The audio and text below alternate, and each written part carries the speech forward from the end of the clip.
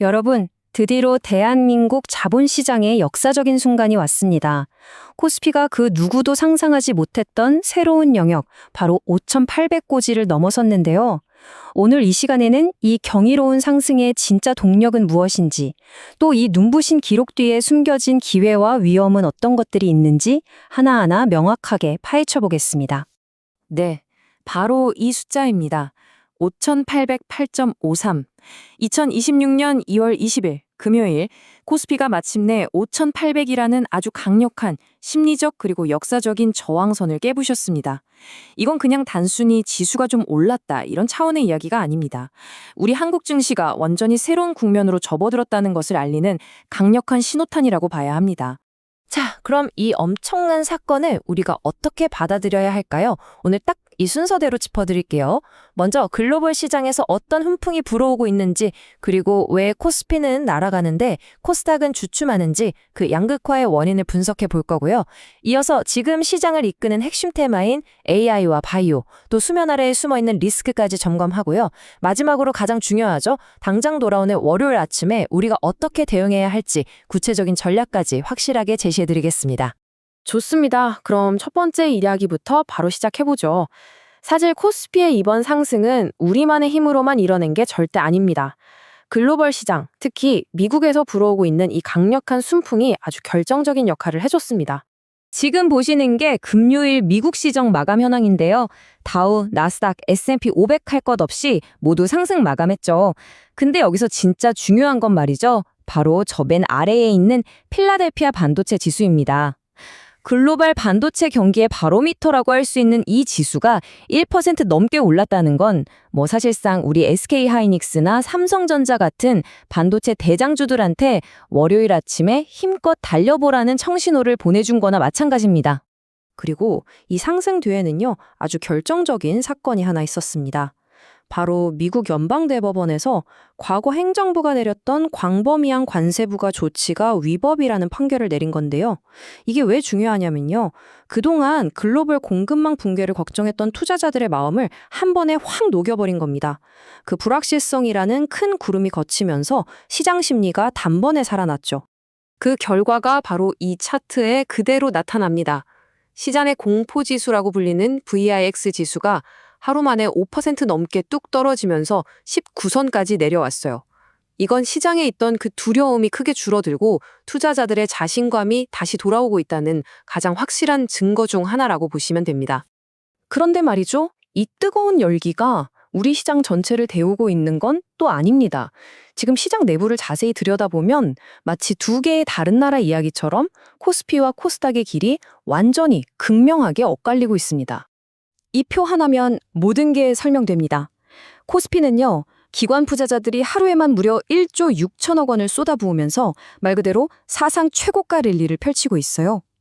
반면에 코스닥은요, 새로 강화된 상장 폐지 규정 때문에 투자 심리가 꽁꽁 얼어붙어서 힘을 못 쓰고 있는 상황입니다. 개인들이 사면서 어떻게든 버티고는 있지만 기관과 외국인은 계속 팔고 있죠. 완벽하게 지금 길이 갈리고 있는 이른바 디커플링 현상입니다. 이런 강세 심리는 선물 시장을 보면 더 확실하게 드러납니다. 바로 콘탱고라는 현상 때문인데요. 용어가 좀 어렵게 들릴 수 있는데 전혀 어렵게 생각하실 거 없고요. 간단히 말해서 미래의 가격을 나타내는 선물이 현재 가격인 현물보다 훨씬 비싸게 거래되고 있다는 뜻입니다. 이건 앞으로 시장이 더 오를 거라고 보는 사람이 압도적으로 많다는 아주 강력한 신호죠. 그리고 그 예측이 그냥 예측으로 끝나지 않았습니다. 숫자로 딱 증명됐죠. 금요일장이 끝나고 나서 거래된 코스피 200 야간 선물이 무려 2.11%나 폭등하면서 마감했습니다.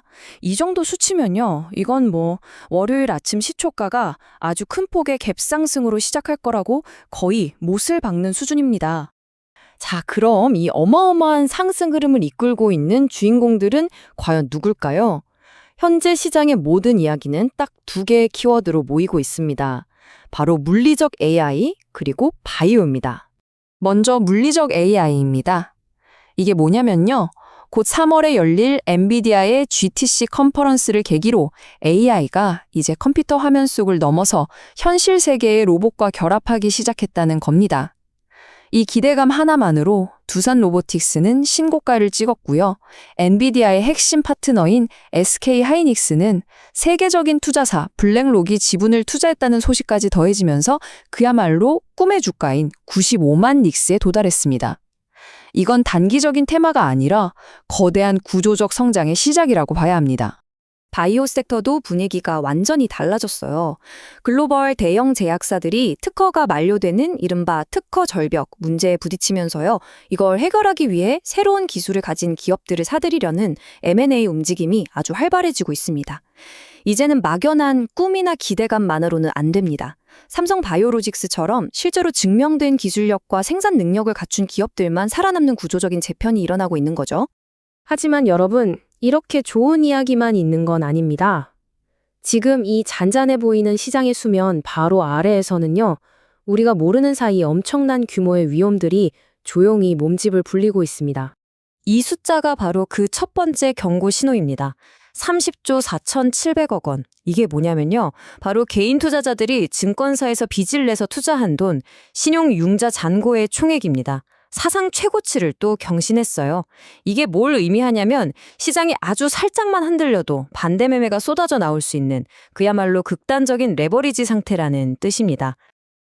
그리고 이건 또 다른 위험 신호입니다. 하루 동안 시장에 하락에 돈을 건 공매도 거래 대금입니다. 무려 1조 1,790억 원에 달하죠. 그러니까 지금 시장은 상승을 확신하는 돈도 엄청나지만 곧 큰 폭으로 떨어질 거라고 믿는 돈 역시 만만치 않게 많다는 걸 보여주는 겁니다. 여기에 제도적인 리스크까지 더해졌습니다. 최근 금융당국이 재무구조가 부실한 기업들을 더 빠르고 쉽게 시장에서 퇴출시키는 규정을 시행했는데요. 이것 때문에 특히 코스닥 시장의 소형주들에 대한 투자 위험이 급격하게 커졌습니다. 투자자들이 코스닥을 떠나서 코스피의 우량주로 몰려가는 이른바 자금의 대이동이 더 빨라지는 이유이기도 하고요. 자, 지금까지 모든 퍼즐 조각을 다 맞춰봤습니다. 글로벌 시장의 훈풍, 우리 시장 내부의 양극화, 시장을 이끄는 주도 테마, 그리고 그 뒤에 숨어 있는 위험까지요. 그럼 이제 가장 중요한 질문에 답을 해야겠죠? 그래서 당장 돌아오는 월요일 아침에 우리는 대체 뭘 어떻게 해야 하는가? 월요일을 위한 전략은 아주 명확합니다. 첫째, 일단 갭상승을 각오하셔야 합니다. 야간 선물 흐름을 보면요. 시초가가 최소 1.5% 이상 붕 떠서 시작할 가능성이 아주 높습니다. 그러니까 섣불리 타라 들어가는 추격 매수는 조심해야 한다는 뜻이고요. 둘째, SK 하이닉스나 두산 로보틱스처럼 지금 시장을 이끌고 있는 주도주는 섣불리 팔기보다는 계속 보유하는 전략이 유효합니다. 셋째, 혹시 새로 뭔가를 사실 거라면, 특히 코스닥 종목이라면 반드시 재무 상태부터 확인하고 옥석을 가려야 합니다. 마지막으로 이게 제일 중요합니다. 신용잔고가 역대 최고치인 상황에서 절대로 무리하게 빚내서 투자하는 비투는 피하셔야 합니다. AI 혁명이라는 거대한 파도가 우리 시장을 그 누구도 가보지 못한 곳으로 이끌고 있습니다. 하지만 그 화려한 파도 밑에는 사상 최대 규모의 부채라는 아주 위험한 암초가 숨어 있죠. 지금 우리가 보고 있는 이 현상, 과연 새로운 시대의 표준, 즉 뉴 노멀이 될까요? 아니면 더 큰 폭풍을 앞둔 마지막 고요함일까요? 그 답은 바로 다음 주 시장이 우리에게 보여줄 겁니다.